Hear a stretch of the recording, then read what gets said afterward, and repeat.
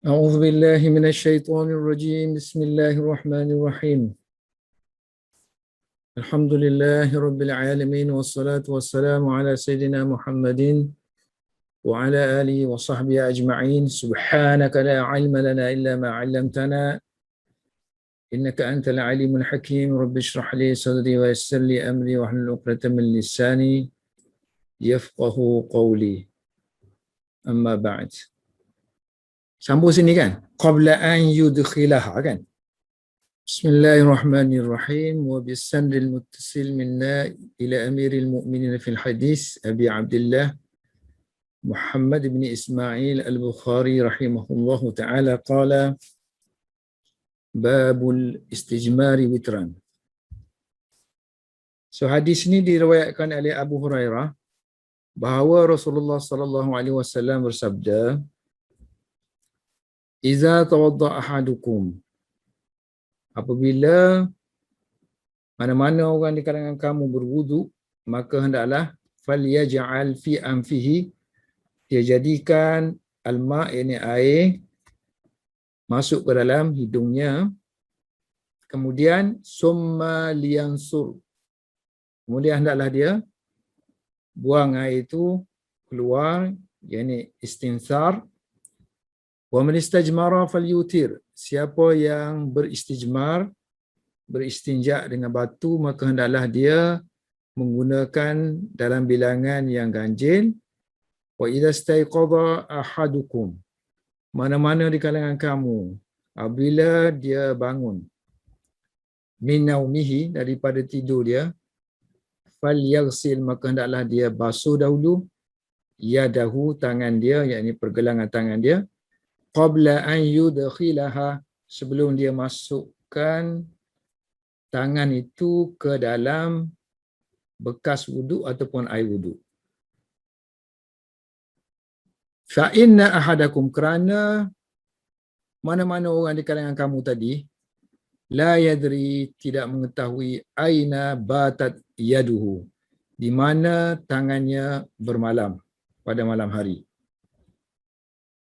Minggu lepas kita huraikan min naumihi kan, tidur ni, tidur pada waktu malam, pada ghalibnya, pada kebiasaannya. Sekarang ni dia nak huraikan qabla an yudkhilaha, sebelum memasukkan tangan ke dalam inak bekas berwudu, sebelum masukkan ke dalam air. Apa maksud dia? Dia kata dalam riwayat Muslim, wali muslimin, dalam riwayat Muslim, dan dalam riwayat Ibnu Khuzaimah wa Ibni Khuzaimata, dan selain daripada mereka berdua, wa ghairihima, melalui pelbagai turuk, min turukin,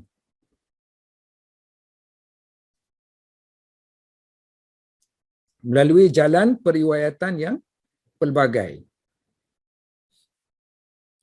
So lafaz yang digunakan tak sama ni. Lafaz tak sama, makna lebih kurang. So lafaz yang digunakan dalam riwayat Bukhari ialah memasukkan, yudkhil, adkhala yudkhilu idkhalan. Tapi dalam riwayat Muslim dia lebih spesifik. So jangan rendamkan. Fala yaghmis, jangan merendamkan tangannya ke dalam bekas, sehinggalah dia membasuhnya sebanyak 3 kali, hatta yaghsilaha salasan. Samalah juga dengan riwayat Ibnu Khuzaimah, dalam Sahih Ibnu Khuzaimah,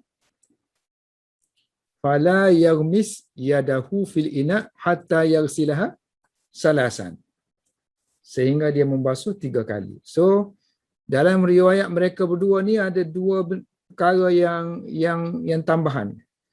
Satu, lafaz yaghmis. Satu lagi ada tambahan 3 kali kan. Dalam riwayat kita Bukhari ni tidak disebut bilangan berapa kan. Riwayat kita ni tidak disebut berapa bilangan basuh tu.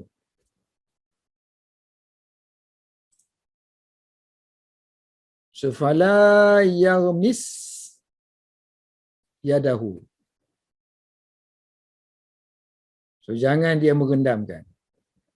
Fil ina'i hatta silaha. So kalau kita bandingkan lafaz rams tadi dengan lafaz idkhal, masuk, memasukkan, mestilah merendam itu lebih jelas kan? Sebab kalau masuk ni belum tentu lagi sentuh air. Mungkin kita guna, mungkin bekas tu agak besar sedikit. Bekas air tu besar. Kemudian kita guna cebok. So kita masukkan tangan. Jadi tangan kita tu masuk juga ke dalam inak kan. Cuma tak sentuh air je. Tapi kalau lafaz yang Muslim ni, dia dengan Ibnu Khuzaimah, lafaz yang digunakan tu tak ada ihtimal tak sentuh, mesti sentuh kan. So wahia, riwayat ini adalah lebih jelas, abyanu. Dari segi maksud fil murad, jika dibandingkan dengan riwayat idkhal. Ini adkhala yudkhulu idkhalan. Masdar dia idkhal, masuk, memasukkan. Sebab li'anna kana mutlaqa idkhal. So kalau lafaz idkhal ni sekali dengar, artinya ini kita panggil mutlak lah. Mana kita tidak kaitkan apa-apa makna yang selain daripada makna idkhal. So idkhal semata-mata, ini kata-kata mutlak, kita kata mutlak makna idkhal semata-mata, memasukkan semata-mata, ini tidak menghasilkan la yatarattabu alaihi karahah. So tidak terhasil hukum makruh dengan hanya memasukkan tangan. Memasukkan. So benda ni terjadi, contohnya kaman ada khala yadahu. Orang yang memasukkan tangan dia ke dalam satu bekas fi ina'in. Satu bekas yang besar, luas, wasi'in. Kemudian dia cedok. Faghtarafa minhu. So dia cedok daripada bekas besar tu dengan menggunakan bekas kecil, bi ina'in saghirin. Maknanya menggunakan penyedok tanpa min ghairi, artinya tanpa tangan dia menyentuh air. An tulamisa yaduhu al-ma'a. Tanpa tangan dia menyentuh air. So masing-masing ada kelebihan lah kan. Riwayat Bukhari lebihnya pada sanadnya. Riwayat Muslim lebihnya pada lafaz yang digunakan dalam konteks ni. Okey. Tadi kita tak jelaskan apa maksud dia dalam riwayat Muslim dan Ibnu Khuzaimah dan selain daripada itu, mereka berdua melalui tariq yang banyak. Jalan yang banyak. Cuba kita tengok riwayat Muslim kan. So Muslim biasanya dia datangkan satu riwayat sini. Ini main riwayat dia. So kalau hadis ni ada riwayat-riwayat yang lain, matanya sama, sanadnya berbeza, turut berbeza lah kan. So dia jimatkan daripada menyebut matan ni dengan mengemukakan sanad, ringkasan sanad. So ringkasan sanad. Ini sanad yang dimaksudkan turuk yang pelbagai. Kan kalau atas tu tok guru dia Nasr ibnu Ali. So kalau turuk yang lain Abu Quraib. Ada lagi Abu Sa'id. Turuk yang lain.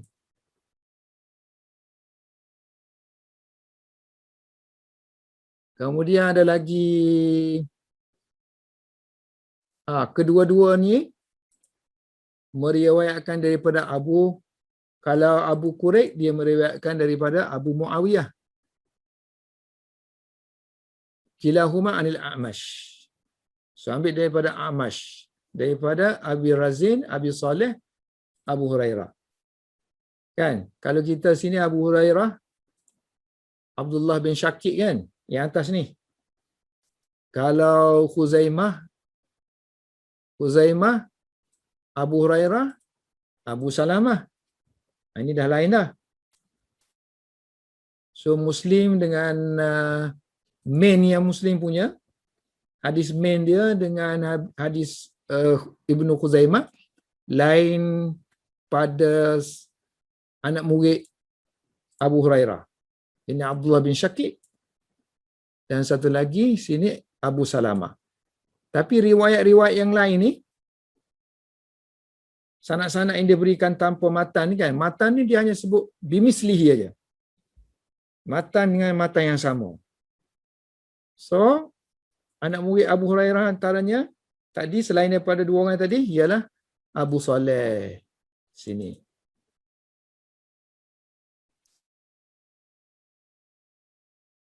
Satu lagi Abu Hurairah juga sini kan.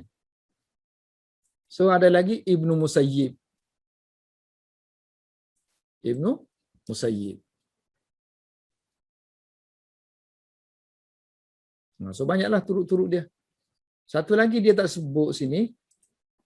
Dalam Aini sebut dari segi perbezaan riwayat lah kan. Ada lafaz yang takkid. Lafaz yang penguat. Kalau yang Muslim tadi tak ada lafaz penguat kan. Yang miss Muslim guna yarsil. Yarmis ini. Fala yarmis. Ini pun fala yarmis. Satu lagi. Kalau Musnad Humaidi kan. Ini guna sabdu. Fala yarmisanna. Hendaklah jangan dia merendamkan tangan dia ke dalam bekas. Jadi maknanya kepelbagaian riwayat ni menunjukkan banyak riwayat ni kuat dari segi hukum tu. Hukum tu kalau boleh kata bangun tidur, kalau tak bangun tidur, kalau bangun tidur lagilah lebih kuat untuk kita, lebih selamat maknanya kita basuh tangan. Kalau tidak tidur, so ihtimam kepada sunnah tadi, basuh tangan dulu. Okay, syarahan yang kedua selepas ni ialah fi wadu. Hendaklah kamu basuh tangan kamu sebelum kamu memasukkan tangan itu ke dalam wadu. Masuk ke dalam. Mestilah ke dalam bekas kan? Sebab air itu dalam bekas. Jadi wadu tu boleh baca wadu. Baca dengan baris fathah. Wow. Jadi maksud dia sini ialah fi al-ina. Al-ina alladhi, bekas yang digunakan, alladhi uidda, disediakan untuk berwudu, lil wudu. Dalam riwayat Kushmayhani manuskrip Bukhari yang Kushmayhani guna perkataan fil ina'i. So maknanya sini fi wudu ni dia ganti dengan fil ina. Jangan masukkan tangan kamu ke dalam, hendaklah dia jangan masukkan tangan dia ke dalam bekas. Dan riwayat yang guna ina ni ialah wahia riwayatu muslimin.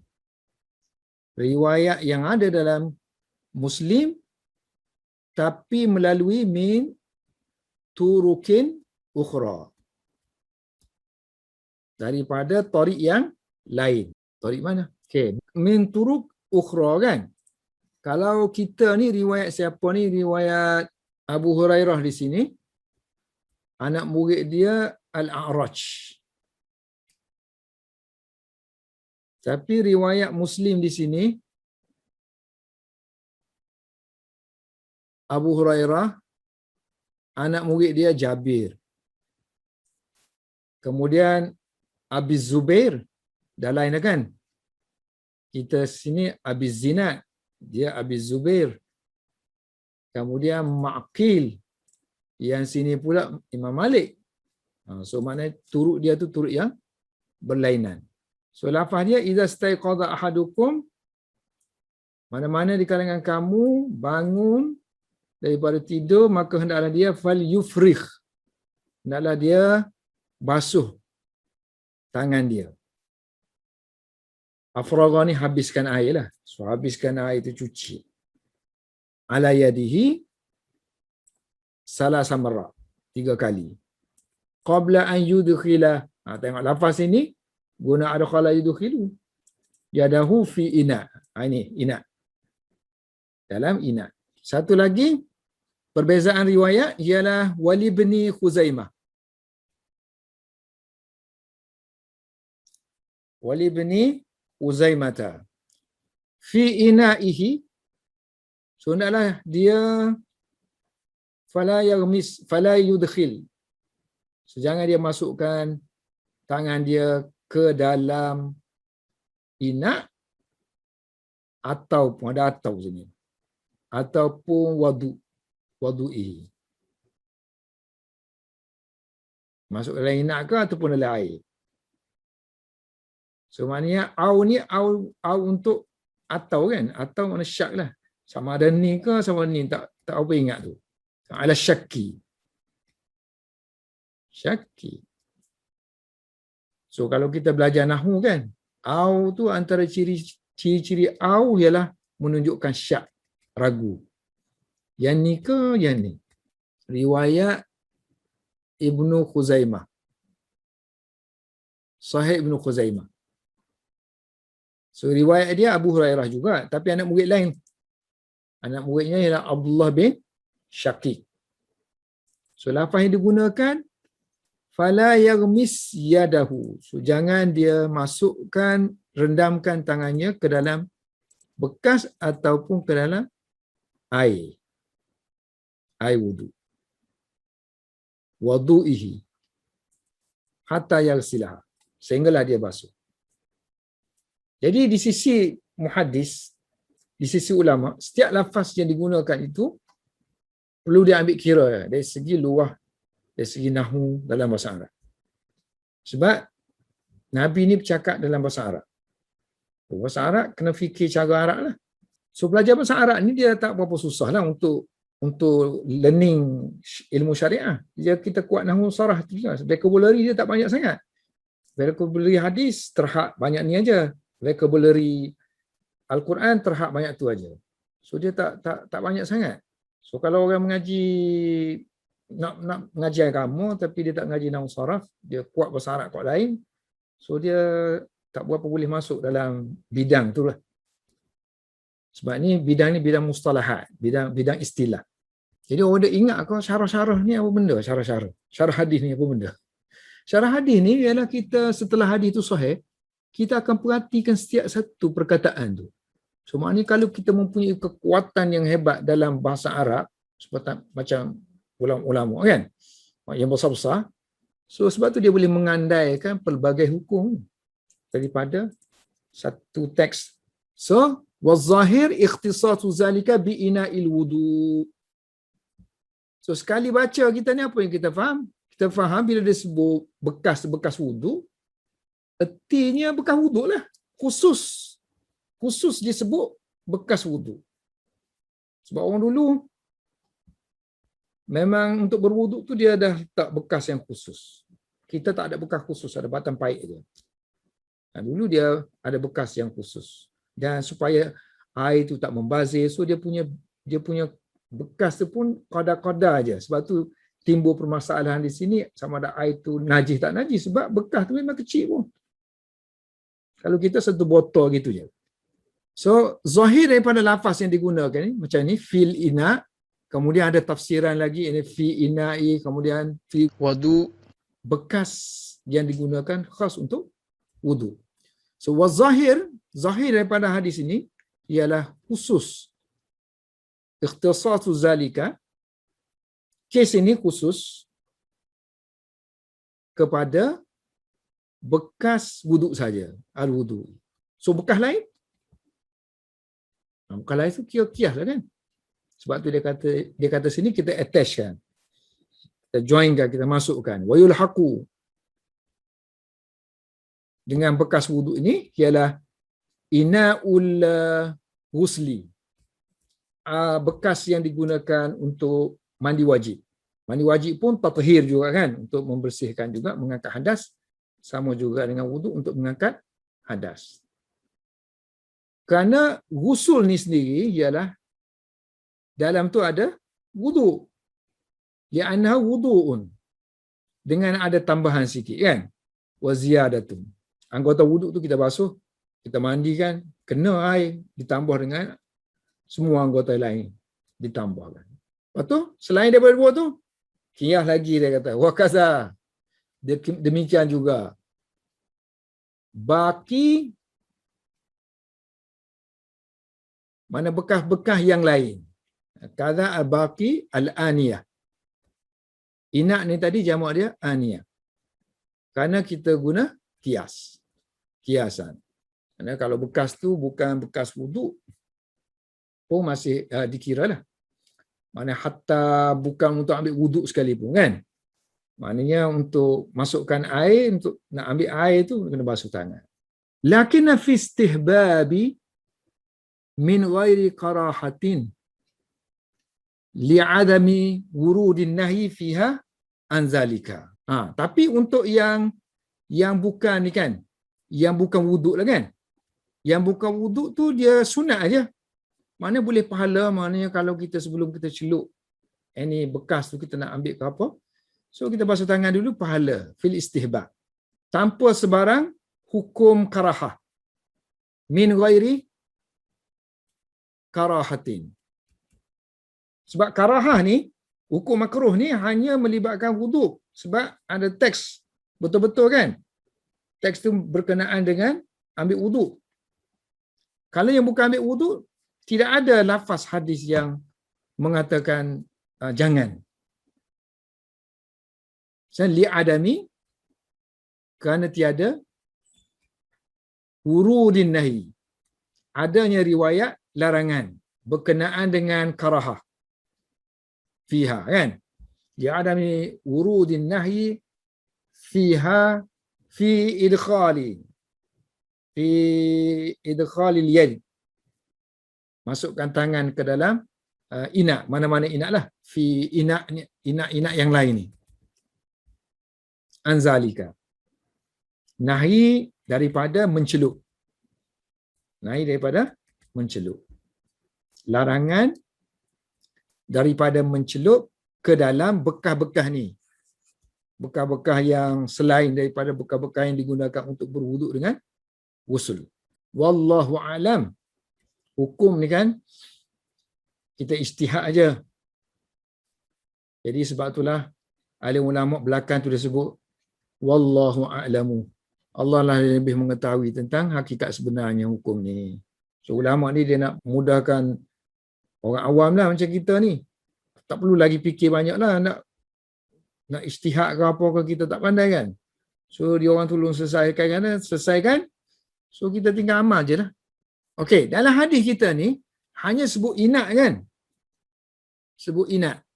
Mana hadis Bukhari ni sebut wudu, tapi oleh kerana hadis yang lain tu macam Kusmaini apa semua tu sebut inak. So wudu yang dimaksudkan di sini ialah inak lah, masuk ke dalam bekas. Jadi bekas yang dimaksudkan ialah bekas wudu. Macam mana pula dengan kolam ke lopak yang besar-besar air tu? Air yang mempunyai air yang dalam hutan tu ada lopak-lopak air kan, boleh diambil air semayang tu. Boleh tak kita celup tanpa kita basuh tangan dulu? So dia kata ini tak termasuk. Wa kharaja, terkeluar dengan menyebut perkataan inak, bizikri al-ina'i, terkeluarnya al-birku. Birku ni macam lopak lah. Kolam-kolam yang kecil-kecil sikit tu kita panggil birku. Ni macam kolam semula jadilah. So kalau kita buat sikit kolam tu, kita bubur bata-bata untuk binatang minum tu, dia panggil hiyad. Haud. Haudun. Yang ni yang semula jadi, yang ni yang kita buat. Haudun, jamak dia hiyad. Al-hiyadu. So dia kata birku ke hiyad ke, tak termasuk dalam inak ni lah. Maknanya tak disunatkan basuh dulu tangan kemudian baru celup. So allati la tafsudu. So dia kata bekas tu tidak akan, bekas maksudnya air dalam tu tidak akan rusak. Bi ghamsil yadi, dengan kita merendamkan tangan ke dalamnya, ala takdiri najasatiha. In case kata, in case ala takdiri, in case katalah tangan kita tu najis. Tangan kita ni betul-betul ada najis. Bekas kan dia besar lebih pada 2 qalah kalau yang kata qalah-qalah ni. So kalau yang tak ada istilah qalah tu, dia kira besar tu adalah dia punya ukuran dia.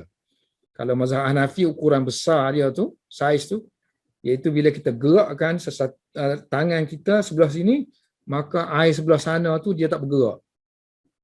Itu dikira bekas yang besar lah. Kalau kita gerakkan sebelah sana tu, dia bergerak, maka itu dikatakan bekas tu kecil. Bila bekas kecil masuk najis, jadi najis. Fala yatanawaluha an-nahyu. So nahi larangan tidak mencangkupi al-birku wal hiyad. So nahi larangan dalam hadis sebelum ni, yang atas tadi, tidak mencangkupi ataupun tidak memasukkan lafaz birk dengan lafaz hiyad. Kolam dan juga bekas untuk binatang minum. Wallahu a'lam. Okay, lagi. Apabila mana-mana di kalangan kamu bangun daripada tidur, maka hendaklah dia basuh tangan dia dulu sebelum dia memasukkan tangan dia ke dalam bekas berwuduk.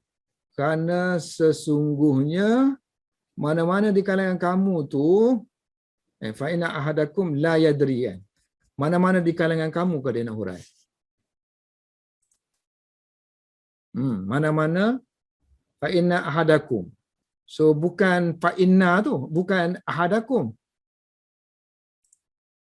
Yang ni, fa inna ni. So fa inna ni juga boleh bermakna kerana, kan? Kerana ni makna sebab lah. So dalam istilah fiqh ataupun usul fiqh kita panggil illah. So hukum ni mesti ada sebab. Sebab tu dia panggil illah. Jadi yang ni bermula sini sampai sini ni, ayat ni ayat illah. Menyatakan reason mengapa jangan celup. Mengapa jangan celup ataupun mengapa kena basuh dulu. Sebab sini ada unsur-unsur najasah. Ada unsur-unsur kenajisan. Tapi tak terang. Tidak begitu yakin. So ini kita panggil ihtimal. Ihtimal. Bahasa Arab kalau ada kemungkinan tu kita panggil ihtimal. Ataupun kita panggil syak. Ada keraguan di situ. Lawan dia yakinlah. Kalau yakin lawan dia ihtimal, lawan dia syak. So oleh kerana sini tidak yakin, kan? So bila tidak yakin telah hukum dia tadi sebab nahi tadi, jangan. Dalam riwayat Muslim kata jangan, kan? So nahi itu akan jadi haram lah. Tapi oleh kerana ihtimal, so dia tak pergilah kepada haram, dia pergi kepada level bawah sikit, kita panggil makruh, kan? Makruh bahasa Arab panggil karahah. ataupun makruh. So maknanya hukum dia paling tinggi maknanya kalau kita celup juga ataupun tak basuh lah, tak basuh tangan dulu, dicelup, so hukum dia makruh. Walaupun ada ihtimal najis. Sepatutnya ada ihtimal najis ni, hukum dia dah larang kan. Kalau larang mestilah najis. Kalau kita celup, air tu akan najis lah. Kalau tidak larang buat apa? Ada setengah mazhab dia fikir macam tu. So larang tu mesti ada. Kalau najis tadi kan, jadi kotor lah. Tak suci lagi air tu. Kalau tidak, apa faedah larang? Sepatutnya gitu. Tapi bila kita fikir pula, sini tidaklah meyakinkan lagi. Tidur tu memang betul-betul pergi tempat najis. So, oleh kerana tidak yakin, maka tak boleh letak taraf dia haram. So, taraf dia makruh saja. Okay. Qala ahadukum, qala Baydawi. Imam Baydawi. Kenapa Imam Baydawi? Kalau di Nusantara ni kan, silibus mengaji tafsir. Selepas Jalalain dia mengaji tafsir Baydawi. Kalau orang boleh mengaji tafsir Baydawi tu kira hebatlah. Hebat tu maksudnya sebab benda tu banyak nak kena mengajinya. Tok guru seorang aja tak tahu bila boleh habis. Tok guru pula sibuk, kita bawah pula mengajar. Kita atas lagi mengajar. So mengaji satu, mengaji sekerat kalau 10 tahun baru habis, 20 tahun baru habis kan. Okey. Mana tadi? Imam Baydawi. Tafsir Baydawi. Dan dia ada kitab Syarah Misbahus Sunnah. Syarah kitab hadis. Tuhfatul Abrar. Kitab Tuhfatul Abrar. So dalam kitab Tuhfatul Abrar ni ada sebut masalah ni. Kitab Tuhfatul Abrar Syarah Masabih As-Sunnah. Ingat nak Mishkat Masabih. So Mishkatul Masabih tu dia expand kepada Masabihus Sunnah. Mishkat Masabih tu dia detailkan lagi, jadi detailkan kepada Masabihus Sunnah jadi Mishkatul Masabih. Yang Qadhi Baydawi ni dia syarah yang matan asal kitab Mishkatul Masabih. Kan? Nama dia Tuhfatul Abrar. Baydawi ni mana? Ni nama tempat ni. Nama dia tempat di Iran juga. Kadang kita tak tahu. Saya pun tak banyak tahu ni tentang Baydawi ni. Maklumat tentang tempat dia pun tak banyak. Tak banyak ditulis. Mana tadi? Fa inna ahadakum. Fa inna ahadakum. Ini. Banyak sangat ni. Kita nak ambil mana? Yang Bayda. Dia duduk dekat dengan Shiraz. Ni Shiraz. Di Iran. Kalau Shiraz ni sampai sekarang pun dia masyhur kan? Shirazi. Shiraz. Ini Shiraz kan? So dulu negeri ni dia panggil negeri Faris. Negeri sini. So di bawah dia ada Shiraz. Di dalam Shiraz tu ada Bayda. Dekat dengan Shiraz ada Bayda. Itulah sempena nama Bayda tu. Orang sana panggil Bayza. Bayzawi. Baydawi jadi Bayzawi. Sinilah dekat Shiraz ni. Yang ni kan. Ni dia sajalah. Tempat tadi lah tu. Sini kan tadi kat Shiraz. Faris. Bayda. Ni dekat-dekat dengan Oman dah ni. Ni laut-laut ni Oman. Masuk Oman. Kalau yang ni, ni nampak sikit lah. Tapi tulisan tak berapa nampak. Shiraz ni sini, Shiraz. So dalam Shiraz tu ada satu tempat kampung, Sinti. Bandar Baizak. Dia tak berapa masyhur sangat bandar. So kita cari maklumat tentang dia pun sukar sangat. Antara tokoh yang datang daripada Baizak ni ialah Sibawayh. Bapa Nahu. Selepas Khalil Ahmad. So Khalil tu kira tokoh Nahu kan. Selepas Khalil, Sibawih. Sibawih ni nama satu kitab ensiklopedia gitu. Nahwu, nama dia Alkitab. Itu dah jadi masyhur nama dia tu. Disebabkan kitab dia Alkitab. Tengok dia tak banyak maklumat tentang Baydha ni kan. Kubur dia pun tak tahu kubur dia kan. Kubur dia ni dia dekat dengan kubur seorang tokoh ulama besar juga zaman dia tu. Nama dia Qutubuddin Shirazi. Qutubuddin Shirazi. Dia kata kubur dia tu berdekatan dengan Qutubuddin Shirazi. Kalau kubur Qutubuddin Shirazi tu ada lah. Yang di sini. Tapi kubur dia bukan situlah, bukan di Baydha, di Tabriz. Tabristan. Tabrizi kan? Tabriz. Kena pergi di Iran ni baru nampak. Saya nampak sikit apa-apa yang berlaku di Iran tu bila saya baca Ustazah berbasikal. So dia di Iran tu lama juga. Tempat-tempat yang ziarah tu kan. So dapatlah kita gambaran tu. Kita dah ada dah.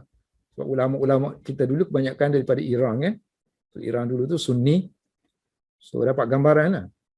So lebih nampak lagi dengan dia sendiri tu naik basikal kan. Naik basikal so dia berhenti betul-betul lah kawasan tu tempat. Ini kubur dia. Kubur dia nama Kharandab. Kalau Arab kan tulis Kharandab. Kalau kita cari Kharandab ni tak jumpa. Rupa-rupanya dalam bahasa Parsi tu dia Sharandab. Pakai Sharandab. So Arab tu kan jadi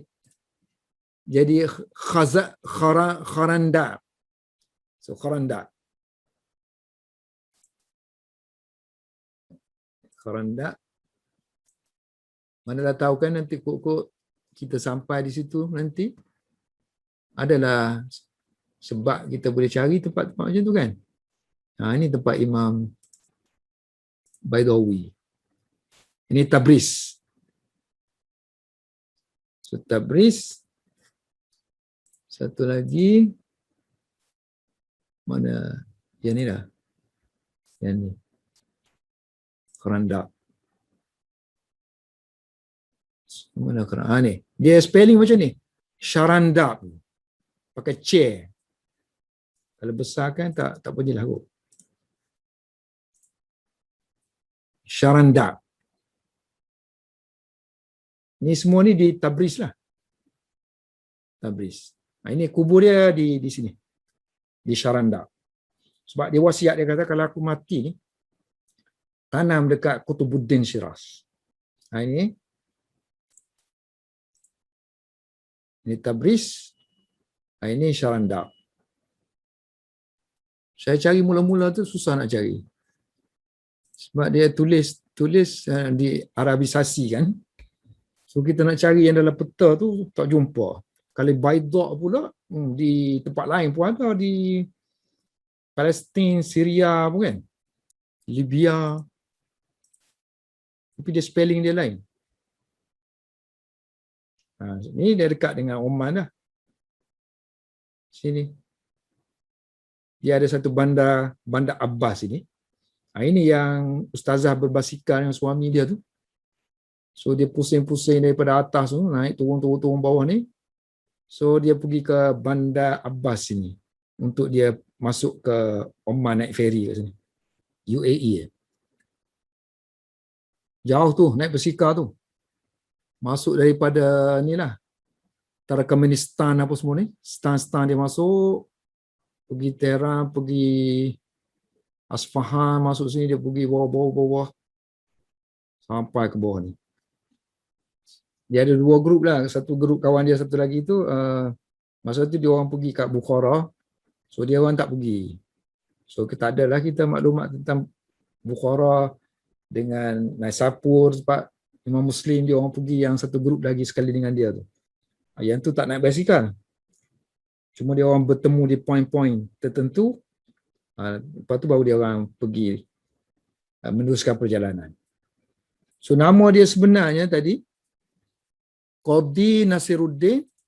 Ni gelaran aja Nasiruddin. Ni nama dia Abdullah bin Umar meninggal tahun 685. So hadis kita tadi kan, hadis, tengok, hadis ni kan dia kata kalau kita misbah ni, so dia ambil daripada, dia susun ikut according to the Sahih dulu, hadis Bukhari Muslim, kemudian kalau ada sunan dia masukkan sunan, lepas tu akan ada yang kitab-kitab yang lain. Okey, bab tentang sunat-sunat wuduk kan. Kemudian dia kata hadis-hadis yang dia ambil daripada Sahih Bukhari Muslim tu ialah hadis ni. Hadis Abu Hurairah, idza staiqadha ahadukum min naumihi fala yaghmis yadahu fil ina. Hadis. Kemudian dia syarahlah bawah ni. Okey, syarah dia tengok. Dia kata fa innahu la yadri aina batat yaduhu kan.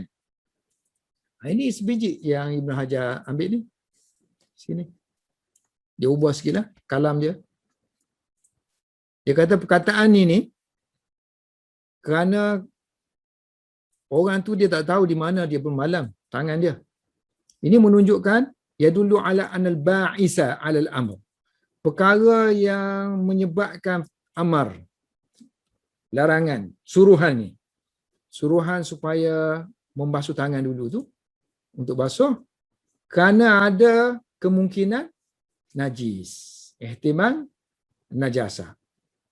Kerana kebanyakan mereka orang Arab, ini ambil kata-kata Imam Syafi'i.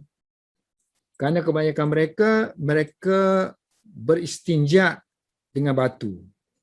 Kemudian tidur pula tak berpakaian. Baju sikit je.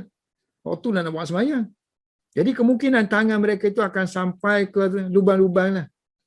Lubang disebut lubang-lubang, pintu-pintu najis. Sedangkan mereka tidak menyedarinya. Jadi ini menjadi qarinah, menjadi penyebab, menjadi konteks, menjuruskan kepada menjadikan larangan itu sebagai tanzih hukum dia. Tanzih. Larang kalau tak basuh hukum dia tanzih. Tanzihi. Mana yang kita panggil nahi tanzihi. Kemudian kalau basuh hukum dia sunnah. Istihbab al-ghasl. Kerana waham saja tu. Ada ihtimal saja. Syak, waham adanya najis ataupun tidak. Ini tidak mewajibkan basuh. Kerana adanya waham. So waham tadi kita sebut ihtimal. Lagi lafaz selain daripada tu syak. Syak, waham, ihtimal. Ini akan menurunkan darjah sesuatu hukum kepada level yang rendah sikit. Kalau wajib, turun jadi sunnah. Kalau larang tadi haram, akan jadi makruh. Okay, ini lafaz Ibn Hajar yang dia guna, dia ubah sikit. Dia kata dalam hadis ini, ada lafaz ni menunjukkan isyarat, ima'un, kepada anal ba'isa. Perkara yang menyebabkan alal amar, suruhan bizalika untuk membasuh tangan, ialah ihtimal. Tadi dia guna tawahum kan? Ihtimal, ada kemungkinannya an-najasah. Li'anna syari'an, kerana syarak ni sama ada Allah Subhanahu Wa Taala ataupun Nabi yang menentukan hukum hakam syarak. Li'anna syari', yakni yang menentukan hukum hakam ni, iza zakara hukman, apabila dia sebut satu hukum. Nabi bila sebut satu hukum, kemudian wa aqabahu. So jadikan selepas itu dengan menyebut illah, bi'illatin. Mana hadis tu bagi reason. Syarik tu bagi reason lepas tu. Ini menunjukkan dalla ala anna subutal hukum. Menunjukkan bahawa sabitnya hukum terikat kerana illah tu. Li ajliha. Kalau tak sebut tu mana kita yang cari illah tu. Tapi kalau dah ada, mana itulah yang ikatan dia yang mengikat hukum tu. Contohnya dia kata, wa misluhu. Contoh, wa misluhu qauluhu sallallahu alaihi wasallam. Sabda Nabi sallallahu alaihi wasallam dalam hadis fi hadisi berkenaan dengan seorang yang tengah berihram. Hadisil muhrim. Orang yang tengah naik haji ni, dalam ihram lagi, muhrim, tiba-tiba dia jatuh atas unta dia. Mati. Patah tekak, mati. Lepas tu Nabi kata, alladhi saqata, yang jatuh daripada unta dia, famata. Dia pun meninggal dunia. Nabi kata, selepas tu Nabi kata, fa innahu yub'asu. Sesungguhnya, kerana sesungguhnya ni, kerana. Macam fa inna tadi kita ada fa inna. Kerana sesungguhnya dia ni akan dibangkitkan, akan bertalbiyah. Labbaik, labbaik, mulabbiyan. Maksudnya, dia walaupun dia mati dalam ihram, artinya tidak munqati', tidak terputus ihram dia, sehingga bila dibangkitkan dia masih lagi berihram. Jadi maknanya kalau kita tanam dia, kita kafankan dia, so kita kena anggap dia as a muhrim, sebagai muhrim. So kalau mana-mana muhrim tak boleh bubuh air bau ke apa ke air haruman pun tak boleh. Kerana kita menganggap dia tu sebagai muhrim. Reason dia nya kerana ni lah.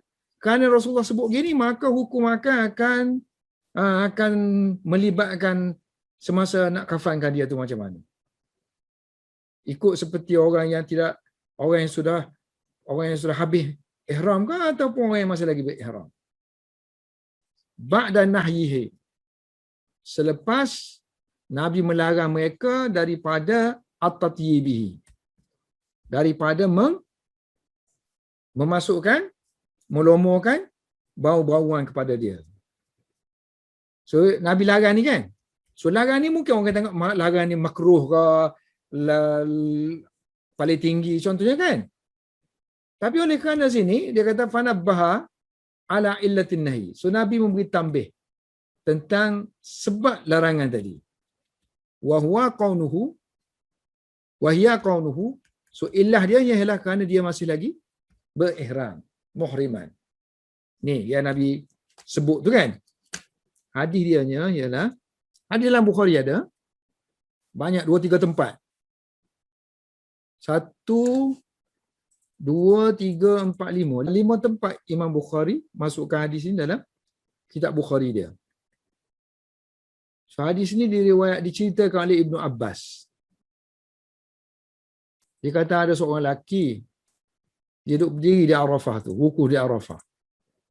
Idh waqa'a ala rahilatihi, tiba-tiba dia jatuh daripada kenderaan dia, yakni unta dia.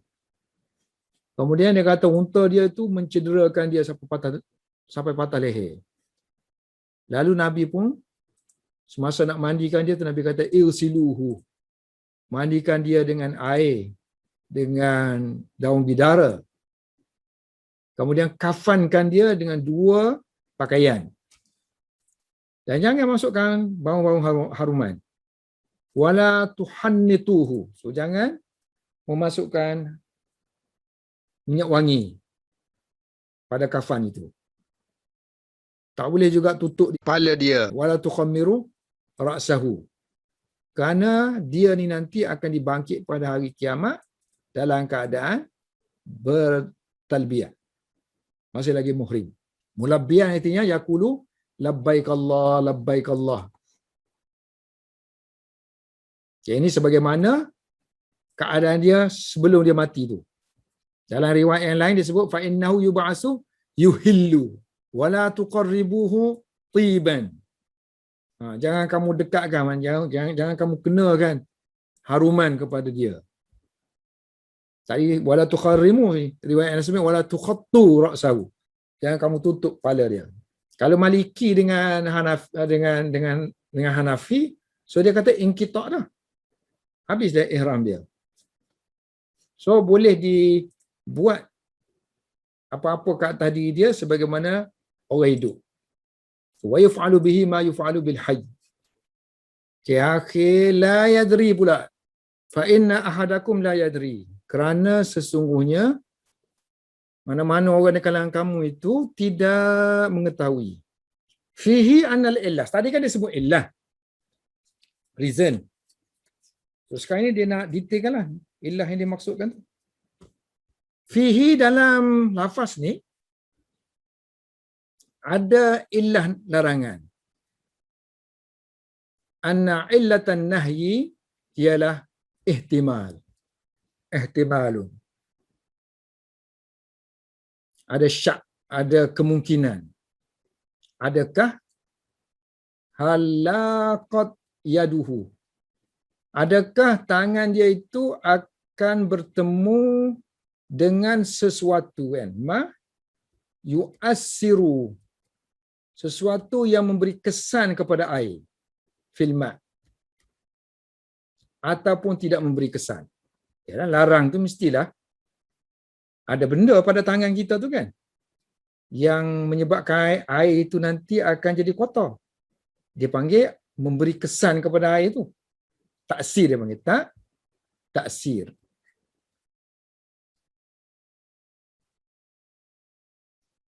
Kesan itulah akan menjatuhkan hukum. Wa muqtadahu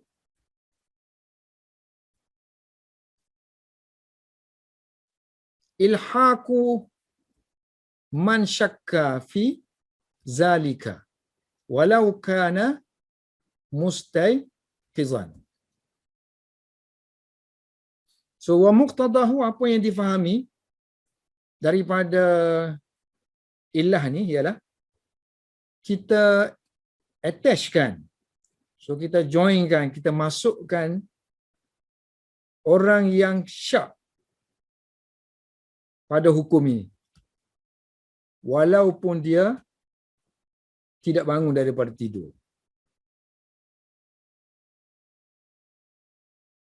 Sebab dia kata ada ihtimal syak sini kan, ada syak.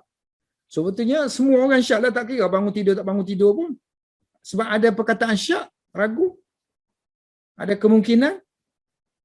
Jadi boleh juga kita masukkan orang yang bukan tidur tapi dia tu ragu-ragu. Dia ragu-ragu tangan dia tu bernajis ataupun tidak. So, walaupun dia tidak bangun daripada tidur.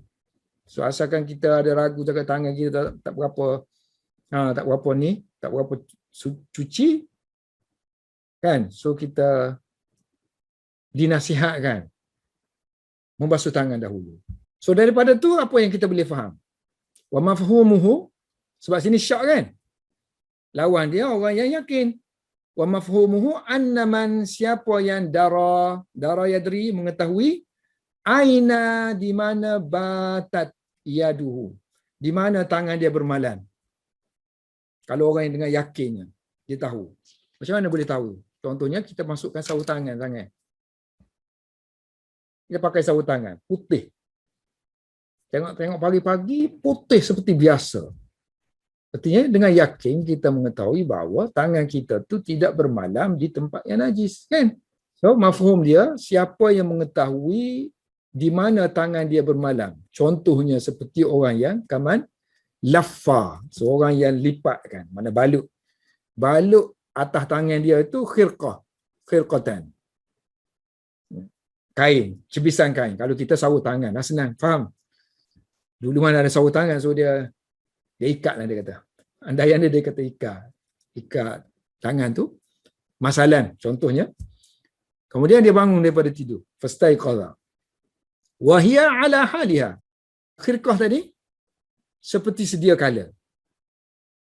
Jadi wa mafhumuhu anna man darani ialah alla karahata, bahawa tidak makruh untuk dia mencelup air. Sebab kita kata ihtimal najis. Kalau tak ada ihtimal langsung dah, so tak makruh lah kan? Boleh aja celup. Walaupun dia kata, wa in kana ghasluha, walaupun membasuhnya sunat. Sunat juga basuh. Tapi kalau celup juga, itu tidak makruh. Mustahabban. Ini pendapat yang terpilih lah, alal mukhtar. Pendapat yang terpilih, apa keadaan sekalipun kan, tetap sunat kan. Basuh tu tetap sunat. Kama fil mustaiqizi, sebagaimana kes untuk orang yang tidak tidur. Seorang tak tidur malam, siang hari. So, walaupun tangan dia tahu tangan dia tu tak ada najis apa, duduk dalam office saja, tandas pun tak pergi, apa tak pergi kan. So, disunatkan kan? Disunatkan basuh juga tangan. Kerana beramal kepada hukum asal yang awal ditetapkan tu. So, kita ulama decide kan, ini sudah muqarrar, tetap sunat. Walaupun zaman dah berubah, benda tu dah tiada, dikekalkan hukum basuh tangan itu sebagai sunat. Wa man qala bi anna al-amra fi zalika li ta'abbudi. Bagi mereka yang berkata, bagi orang yang berkata, yang berpendapat bahawa amal di situ bi anna al-amra, fi'il amal di situ, suruhan supaya basuh tangan itu pada membasuh tangan ialah untuk ta'abbudi. Untuk ta'abbudi. Ta'abbudi. Taat semata-mata. Tak payah cari reason. Dia kata seperti pandangan Imam Malik. Kamalikin. Oleh kerana mereka kata ini ta'abbudi. Ini perintah-perintah lah. Tak payah kamu cari ilah. Ini perintah. So mereka, orang ni dia kata dia tidak membezakan. La yufarriqu. Sama ada orang syak ke? Baina syakin wa mutayakkini. Mutayakkini. Ataupun orang yakin. So hukum dia kena juga. Sebab itu suruh kena basuh. Kena basuh. Cuma saya cari yang ni, maklumat Imam Malik kata ni, tak sempat tadi masa tu, satu hari tak sempat nak cari. Kat mana dia dapat tu? Tengok dalam kitab-kitab fiqh Imam Malik, syarah-syarah hadis muwatta' macam Ibn Abdul Bar semua tu, tak jumpa lafaz kita nak cari.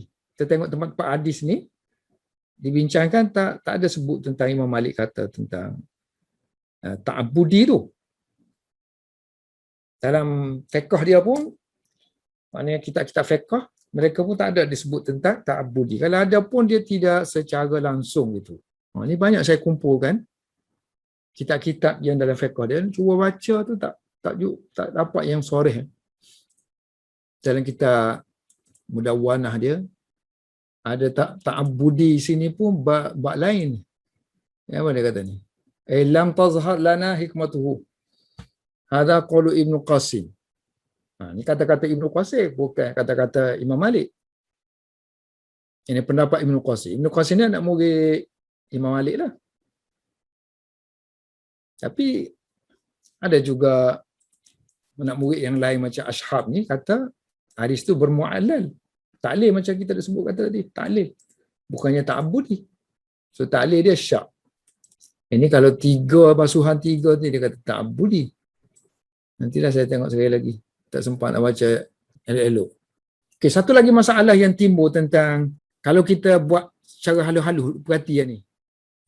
Perhatikan perkataan falyarmis yadahu qabla an yudkhilaha kan fi wudu'ihi fa inna ahadakum la yadri aina batat yaduhu.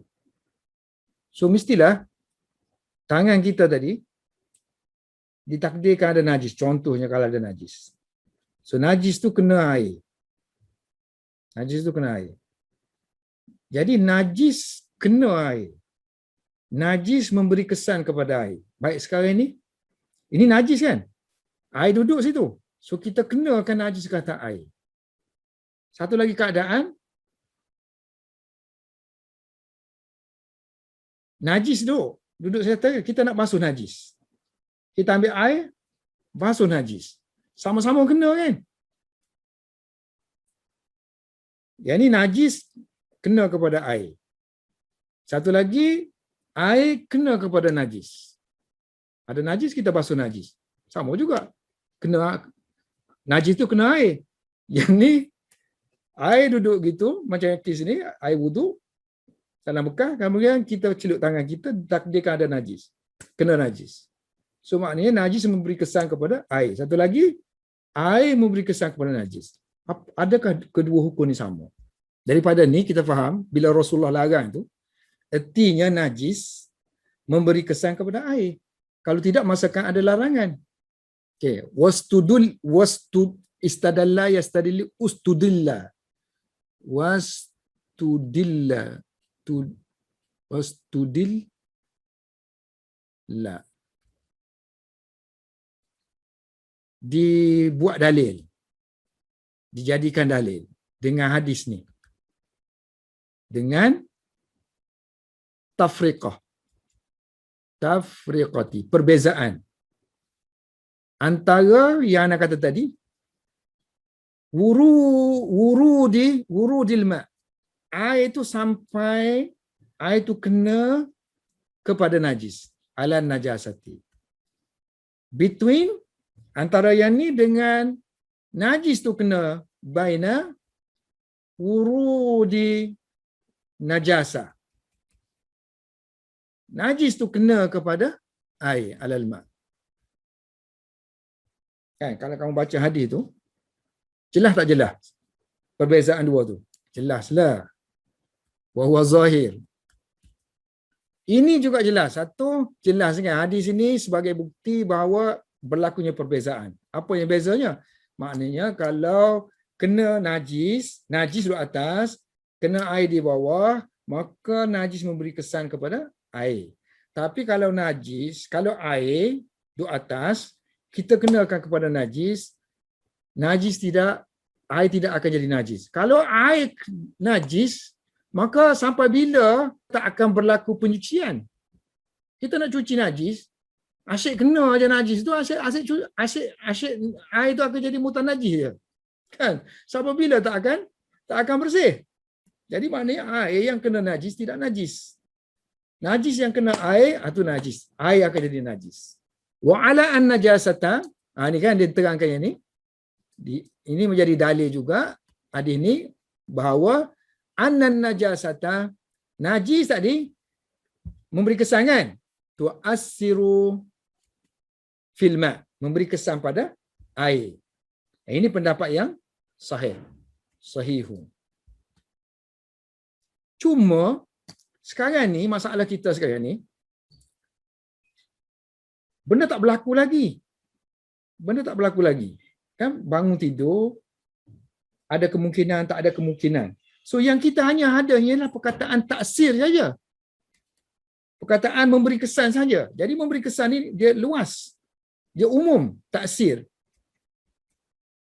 Taksir umum. Satu, dia akan memberi najasah, memberi kesan najis. Taksir juga tidak memberi kesan najis. Maknanya makruh saja. Macam kis tadilah. Sebab taksir ni dia umum. Satu taksir yang memang khusus. Khusus maknanya air contohnya akan jadi najis. Satu lagi taksir, tapi taksir yang tidak secara aini kan. Maknanya dia akan memberi kesan kepada hukum sahaja. So hukum sahaja. Tak kira hukum tu rendah sikit ke, tinggi sikit ke. Taksir juga. So kalau yang ni najasah mana haram contohnya kan. So ini level dia makruh. Sebab itulah dia kata di sini dalam kes kita sekarang ni, taksir dia taksir yang jenis yang ini. Bukan jenis yang ni. So walaupun maknanya hadis tu seolah menggambarkan seolah kalau celup tu air tu akan jadi rosak. Gambaran macam tu. Tapi tak, sebab dia masih lagi dalam taksir yang umum. Lakin kaunaha, tetapi najis tadi tu'assiru, memberi kesan kepada penajisan, iaitu menjadikan najis. Lakin kaunaha tu'assiru bitanjis wa illam yataghayyar, walaupun tak berubah. So, air yang sedikit tadi kan, tercelup, tak berubah. Najis pun sikit, tak nampak, tak berubah kan. Fihi nazarun. Ini kena fikir semula. Sebab logik kitanya, kalau najis kena air tu taksir dia najis lah. Ini kena fikir dalam sikit. Li'anna al-mutlaq at-ta'sir, kerana taksir yang umum, mutlaq at-ta'sir la yadullu, taksir semata-mata taksir, la yadullu ala al-ikhtisas at-ta'sir, tidak menunjukkan khusus taksir menajiskan sesuatu. Macam sini kan, taksir dia umum. Ada 2-3 lagi lah contoh kita kan. Salah satunya, dia menajiskan benda. So kalau yang ni saja, taksir saja, tidak semestinya ini. Boleh jadi yang ni, boleh jadi yang ni, boleh jadi yang ni. Sebab taksir itu umum. Jadi fayahtamilu. Jadi mungkin di situ antakunal karahah. Paling kita kata kan, maknanya kalau kita kata larang-larang je, larang-larang. Dua-dua larang belaka. Sebab nahi, larangan nahi tadi, la tadi kan, la yaghmis, jangan rendam. Itu nahi. So paling tinggi kita kata fayahtalimu antakunal karahah bil mutayakkini. Kan? So untuk orang yang yakin, dia makruh juga. Tapi makruh yang lebih lagi. Asyadda. Kan? Lebih kuat lagi berbanding dengan makruh yang terkena kepada orang yang maznun. Orang yang zon sahaja. Orang yang syak sahaja. Ini siapa kata ni? Qala Ibnu Daqiqil Aid. Seorang tokoh ulama yang hebat bernama Ibnu Daqiqil Aid. Nama dia bukan Ibnu Daqiq, ni gelaran aja. Gelaran Daqiq artinya tepung gandum. Putih macam tepung gandum. Mana hari raya. Anak tepung gandum hari raya. Apa maksudnya? Satu ketika dia kata moyang dia ni orang hebat semua, ahli ulama belaka. Hadis. Hari raya dia pakai, kita panggil apa? Serban yang sangkut di bahu. Dia pakai tu warna putih. Putih.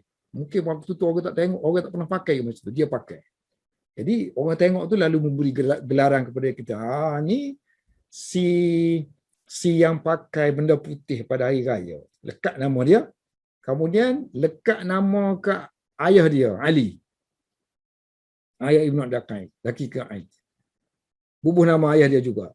Ni anak si pulang lah. Akhir-akhir lagi bubuh nama Ibnu. Lepas tu jatuh kat dia pula nama ni. Jadi nama tu lekat terus kepada dia Ibnu Daqiq Aid. So, ulama Mesir yang mustahid, orang kata dia mustahid. Dari segi mazhab, dia ni level dia kata yang Imam Syafi'i, mazhab Syafi'i tu habis. Mazhab Maliki tu habis. Maknanya kalau nak tahqiq mazhab Maliki ke Syafi'i dia mampu. Wa muraduhu annahu laysat fihi dalalatun qat'iyyatun. Jadi maksud di sini ialah di sini bukannya ada petunjuk yang qat'iyyah. Maknanya yang kita kata pemutus lah. Petunjuk yang pemutus. Yang menunjukkan kepada man yaqulu innal ma'a la yanjasu illa bitaghayyur. Dalalatun laysat dalalatun qat'iyyatun ala man yaqulu innal ma'a la yanjasu. Air tidak akan menjadi najis melainkan dengan taghayyur. So ada satu pihak kata air ni kalau kena najis, kalau najis itu tak nampak, so kena air yang sedikit. So air itu dia kata selagi mana tak nampak, tak berubah, so dia tak najis. Sedangkan sini kita kata ada taksir sini. So taksir, nampak tak nampak dia tetap memberi taksir. Wallahu a'lam bissawab.